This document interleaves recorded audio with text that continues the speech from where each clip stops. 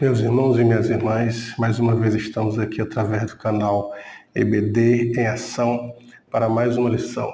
A lição de número 2 é a segunda lição desse trimestre, o segundo trimestre de 2023. E o tema da lição de hoje é a predileção dos pais por um dos filhos. O texto áureo está em Gênesis capítulo 25, verso 28. E amava Isaque a Esaú, porque a caça era do seu gosto, mas Rebeca amava a Jacó. A verdade prática. A preferência de filhos dentro do lar gera divisão e promove o egoísmo na formação deles. Na nossa introdução, o comentarista já começa falando que alguns dos pontos chaves da família de Abraão em relação a conflitos se repetiu na família de Isaque. Algumas coisas de favoritismo, de conflito, aparece entre eles. E então é uma lição que demonstra muito cuidado com as nossas atitudes, com as nossas predileções, com as nossas informações familiares. Precisamos cuidar. Então, uma lição que vai falar diretamente com o relacionamento dos pais entre si, e dos relacionamentos entre os pais e os seus filhos, e de filho para filho. Uma lição muito boa, que no primeiro tópico da lição, o plano de Deus para a família e a sua presciência. Deus tinha um plano para a família de Isaque. Inclusive, este plano foi revelado para Abraão. Abraão, em ti serão benditas todas as famílias da terra. Abraão, conte as estrelas do céu, a areia do mar.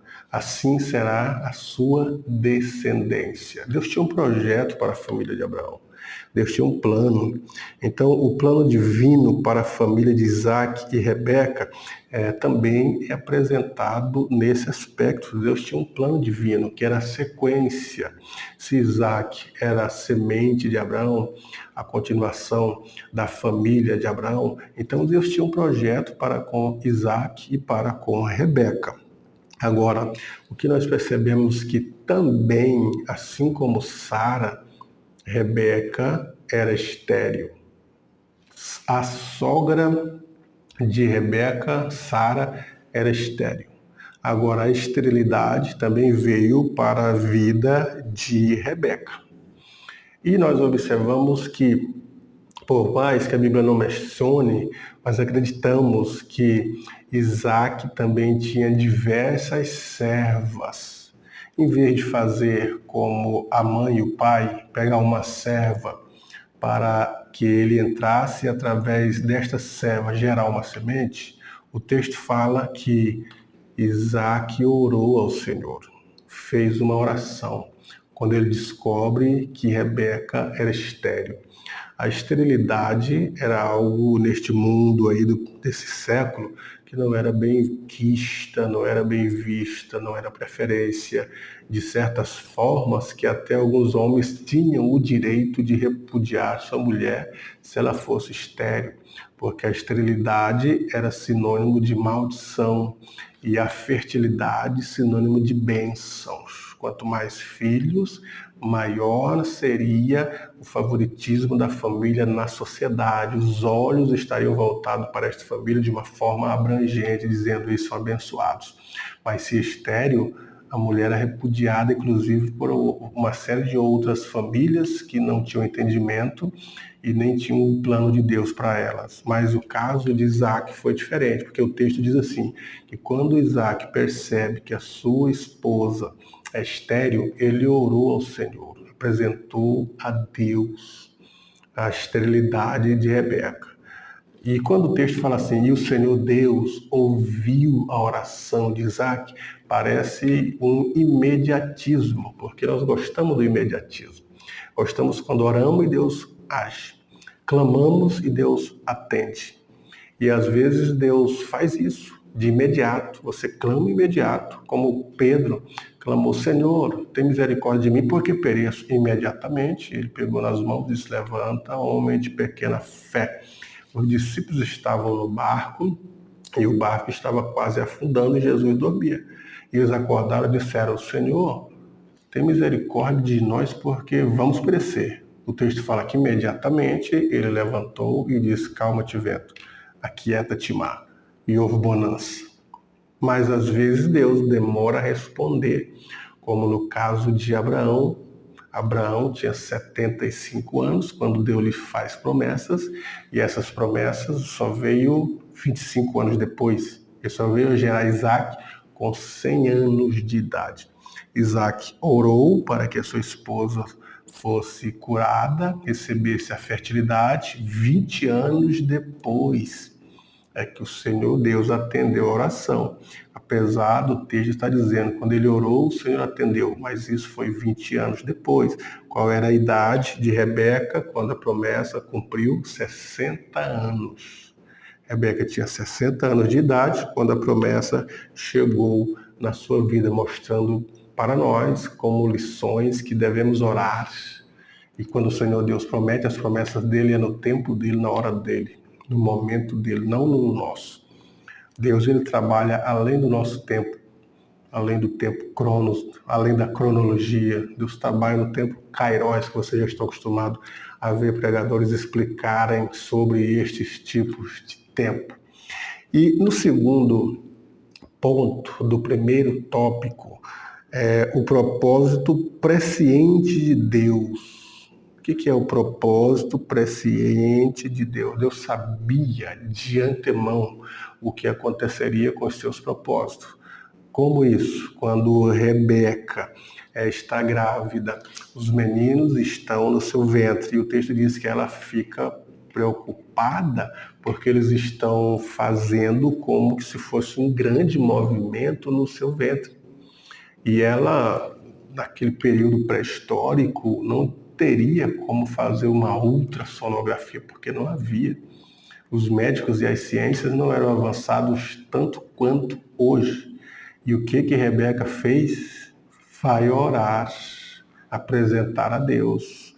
Isaac orou a Deus, Deus resolveu o problema. Rebeca, com uma preocupação, orou a Deus e Deus revelou. Nós estamos, de fato, orando a Deus, buscando uma resposta, uma cura e um resultado para os nossos conflitos, ou estamos confiando simplesmente em algo que não seja oração e em Deus? E quando ela orou, aí o propósito presciente de Deus se manifestou. Presciente é saber ou estar ciente de antemão. Deus saberia o que aconteceria com a gravidez e com os meninos de antemão, de tal forma que ele revela para Rebeca, dizendo: 2 meninos há no teu ventre, 2 nações há no teu ventre. Cada um dos meninos gerariam 2 nações. E o Senhor Deus ainda revela algo extraordinário para Rebeca. O maior servirá o menor. Quer dizer, o mais velho, a descendência dele, serviriam a descendência do menor. Isso é propósito presciente. Antes de que aconteça, Deus sabe o que já vai acontecer. Deus é presciente. E antes que nós falamos, antes que a palavra chegue em nossa boca, ele já sabe o que vamos dizer, já sabe o que vamos pedir. Antes que pensamos em falar, está apenas no consciente ou no subconsciente. Ele já sabe o que vamos proferir. Então, isso é a presciência de Deus, saber os fatos antecipadamente e dizer como eles vão acontecer antecipadamente. Jesus dizia isso. Você vai no caminho e vai encontrar um homem com um cântaro na cabeça, você vai seguir. E os discípulos depois encontraram da forma que ele disse. Isso é presciência. Você vai encontrar uma jumenta e um jumentinho, e eles foram encontrar. Isso é presciência. Então, Deus sabe de tudo, já sabe o que vai ser da sua vida, o que vai acontecer na sua vida, e não é uma predestinação, é uma presciência, saber de antemão. Predestinação é outra coisa que não vamos tratar aqui. Então vejam o propósito presciente de Deus. Deus revelou para Rebeca quais seriam. Agora, no segundo tópico da nossa lição, o conflito familiar. Então, nesse segundo tópico começa agora o conflito familiar. E o primeiro ponto, a esterilidade de Rebeca. Deus ouviu a oração de Isaac orando por Rebeca. Deus que ouve. Abraão pediu para Deus, por mais que Sara tivesse dito, eu sou velha, meu senhor é velho, como vamos gerar sendo velho e ainda sendo estéril? Deus prometendo e eles duvidando. Agora, aqui não, Isaac orou e Deus atendeu 20 anos depois. Nós observamos também o caso de Ana, estéril. Ela orou a Deus e Deus atendeu o pedido do coração de Ana. Então Deus é um Deus que atende, evitando toda aquela situação de desconforto de Rebeca, de não ser benquista na sociedade, ou até mesmo de repúdio. Claro que Isaac não ia fazer isso, porque a mentalidade de Isaac era uma mente cristã, uma mente divina, uma mente que voltava-se para os propósitos divinos e sabiam das promessas de Deus.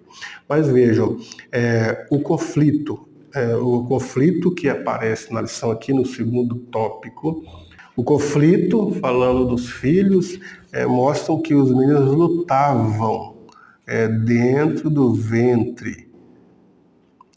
E mesmo que eles estão aqui, os filhos de Rebeca, lutando no ventre dela, ela vai em busca de oração a Deus, para que Deus administre a situação que ela está tendo aqui. Logo que aquilo que Deus revelou para Rebeca aconteceu posteriormente, porque ela teve os 2 filhos que havia prometido para Deus, e esses meninos dentro do ventre dela nasceram com saúde, deram os nomes, e então começam a desenrolar a família de Isaac e a família de Rebeca. No terceiro ponto do segundo tópico, o favoritismo do casal pelos filhos. O texto diz assim que o texto diz que Isaac amava a Esaú por causa do tipo de serviço que ele desenvolvia e de comida que ele oferecia. E o texto também diz que já Rebeca amava Jacó, porque era de casa e cuidava nos afazeres de casa. E vejam só, e mesmo que Isaac achava que ia morrer, ele já estava de idade avançada, com 80 anos, já a vista escurecendo, ele resolveu proferir o direito de primogenitura para Esaú, dizendo, meu filho, vai e caça uma caça para teu pai, para que te abençoe o direito de primogenitura. Já Isaac poderia ter ouvido as instruções de Rebeca dizendo que o maior serviria o menor.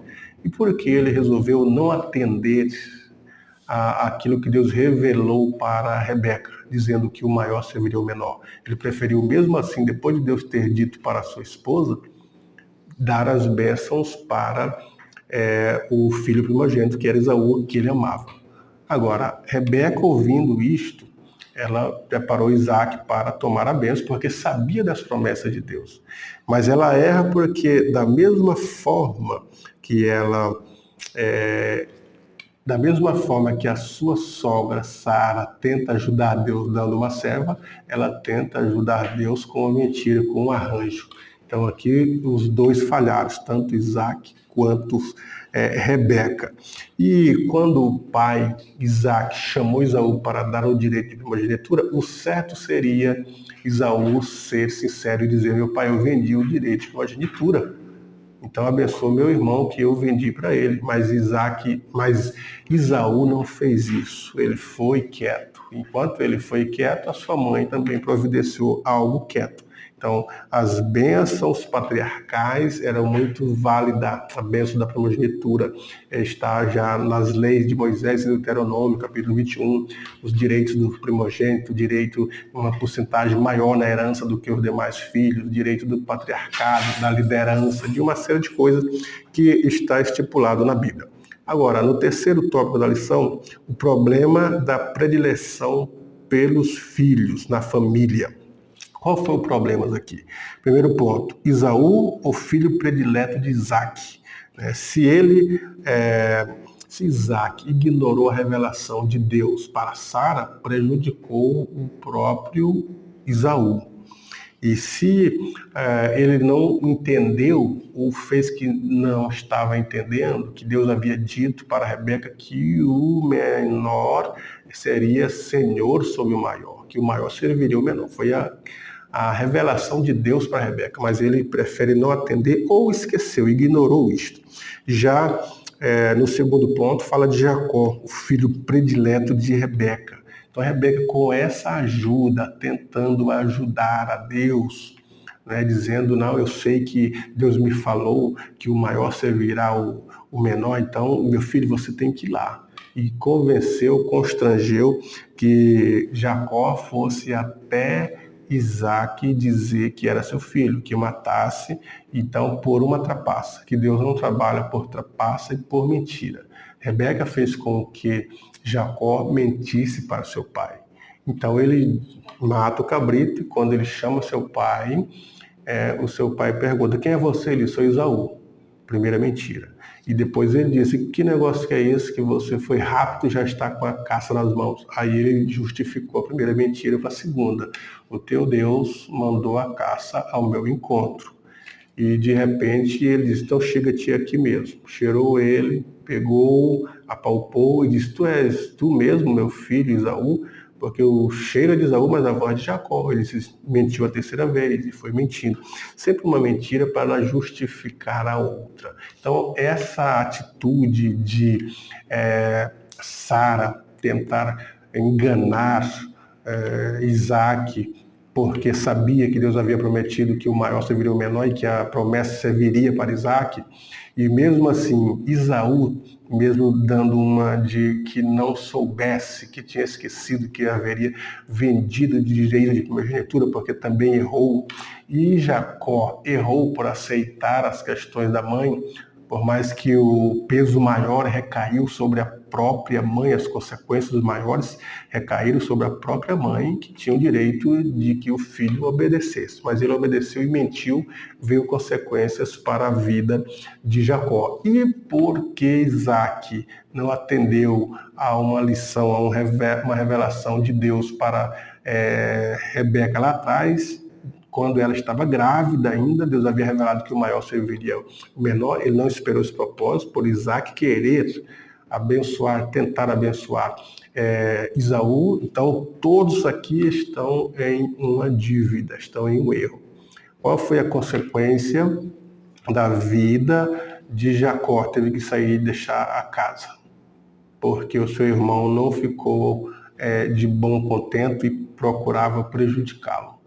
Então ele teve que ir embora. E a consequência que veio sobre a vida de Esaú, que perdeu a intimidade com a mãe e com o pai, porque ele chorou, ficou amargo e o irmão foi embora. E as consequências na vida de Isaac é que Isaac estava equivocado. Ele não morreu. Ele achava que morreria de imediato. Demorou morrer. Morreu por último. E Rebeca morreu primeiro. E quais as consequências que veio na vida de Rebeca? A partir do momento que Jacó foi para Padã Arã, para a casa dos familiares de Rebeca, nunca mais ela viu Jacó. Consequências para todas as famílias. Jacó ficou distante das famílias por causa do arranjo. Esaú ficou longe do irmão, ele não ficou bem com os pais. Isaac não morreu como ele achava que morreria. E Rebeca nunca mais viu Jacó. Então, há problemas em as pessoas terem a predileção dos filhos na sua casa, tanto o marido quanto a esposa. É o que diz o terceiro e último ponto do terceiro tópico. O problema da predileção pelos filhos. Quais foram os problemas? Problemas físicos. Por mais que eles não se agrediram, Rebeca previu isso e providenciou a ida embora de Jacó. Mas houve problemas físicos, porque se distanciaram, principalmente Jacó se distanciou fisicamente da família. Houve problemas emocionais, porque Esaú ficou constrangido, ficou com ódio, prometeu vingança. Houve problemas emocionais, porque Rebeca nunca mais teve o amor do filho, porque foi embora a presença dele, e Isaac ficou emocionado tristemente, porque descobriu que fora enganado.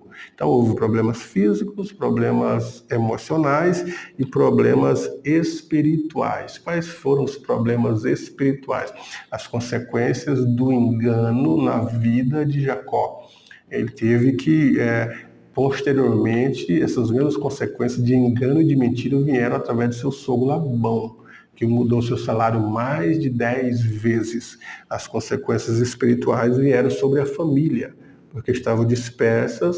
Então, hoje, o cuidado, a conclusão diz isso, que nós devemos ter cuidado com as nossas famílias, porque as preferências, as nossas escolhas, as intervenções na vida dos nossos filhos pode causar um prejuízo maior, tanto físico quanto emocional ou espiritual na vida dos filhos. Então, as recomendações são a Bíblia para a orientação da nossa família e dos nossos filhos.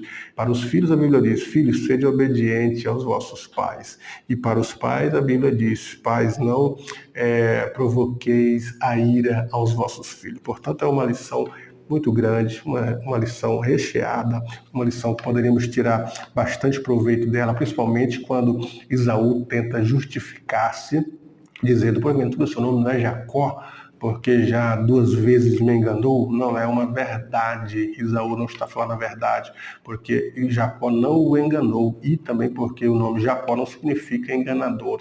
Jacó significa suplantar, ou na raiz hebraica, aquele que vem agarrado ao calcanhar. Isso significa Jacó, conforme o texto da Bíblia. E segundo, porque Jacó não enganou ele. Jacó negociou o direito de primogenitura com um prato de lentilha. E a Bíblia diz que Esaú vendeu porque era profano. Então, por isso que ele vendeu, desprezou o direito de primogenitura. E segundo, que ele deveria ser sincero, dizer para o pai: eu vendi, então abençoa o meu irmão, dá a bênção da primogenitura para ele. Então as coisas aconteceriam de acordo com as promessas divinas, mas cada um foi querendo ajudar Deus e fazendo as suas preferências, e por causa dessa predileção, filhos prediletos, houve todos esses conflitos físicos, problemas emocionais e até problemas espirituais, e até hoje. As famílias, se bem que os edomitas foram exterminados, mas houve muito conflito entre os descendentes de Jacó e os descendentes de Esaú. Portanto, meu irmão e minha irmã, que nesta lição você tenha lições preciosas para a sua vida, para a sua família, e conselhos espirituais para que a sua família cada dia esteja arraigada na presença de Deus. Deus em Cristo vos abençoe. Uma boa aula para você.